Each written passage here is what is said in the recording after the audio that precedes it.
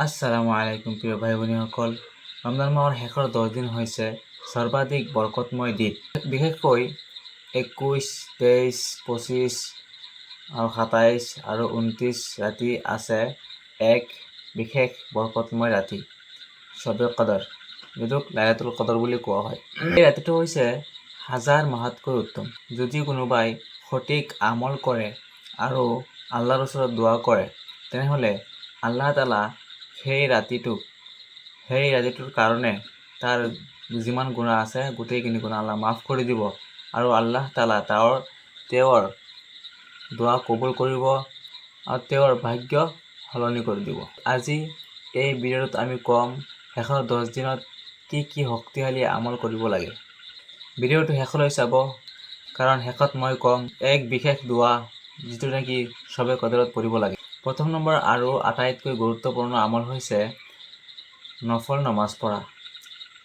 হাদিছত আছে, যদি কোনো বান্দাই ৰমজান মাহৰ ৰাতি ইমান আৰু সৱাবৰ নিয়ত লৈ ৰমজান মাহৰ ৰাতিটোত নফল নমাজ পঢ়ে, তেনেহ'লে আল্লাহ তাআলা তাৰ পিছফালৰ যিমান গুনাহ আছে গোটেইখিনি গুনাহ আল্লাহ কি কৰে, মাফ কৰি দিয়ে। সুবহানাল্লাহ। তাই চেষ্টা কৰক 2 ৰাকাত, 4 ৰাকাত, 8 ৰাকাত যিমান পাৰোঁ আমি নফল নামাজ পঢ়িম শেষৰ 10 দিন, আৰু লগতে আমি তাহাজ্জুদো পঢ়িব চেষ্টা কৰিম। দ্বিতীয় আমল হৈছে কোৰআন তেলাৱাত, কিয়নো কোৰআনটো এই ৰমজান মাহতে নাজিল হৈছিল। সেইকাৰণে আমি ক'ম যে শেষৰ 10 দিন এই বিশেষ কেইটা সূৰা তেলাৱাত কৰিবলৈ।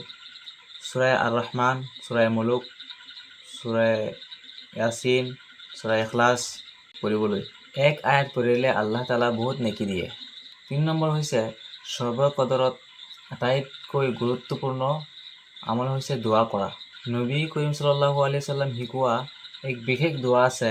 এই দোৱাটো শবে কদৰত পঢ়িব লাগে। দোৱাটো হৈছে আল্লাহুম্মা ইন্নাকা আফুউন তুহিব্বুল আফৱা ফাআন্নী। অৰ্থ হৈছে, হে আল্লাহ, তুমি ক্ষমাশীল, তুমি ক্ষমা কৰি ভাল পাওঁ, মোক ক্ষমা কৰা। 4 নম্বৰ আমল হৈছে জিকিৰ কৰা। এইবোৰ জিকিৰ বেছিকৈ পঢ়িব লাগে। সুবহানাল্লাহ, আলহামদুলিল্লাহ, আস্তাগফিৰুল্লাহ, আল্লাহু আকবাৰ। যিমান বেছি জিকিৰ কৰিব ইমান বেছি নেকি পাব।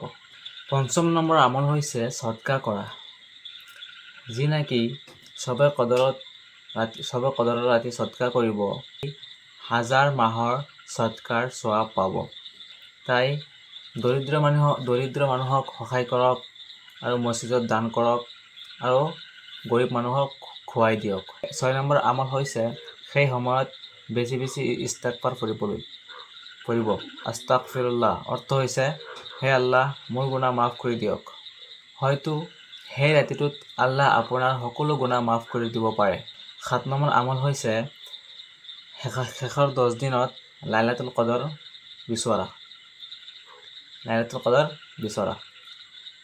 শেষৰ 10 দিনৰ যিবিলাক বেজুৰ ৰাতি আছে সেইবিলাকত শবে কদৰ থাকিব পাৰে, যেনে 21, 23, 25, 27 আৰু 29।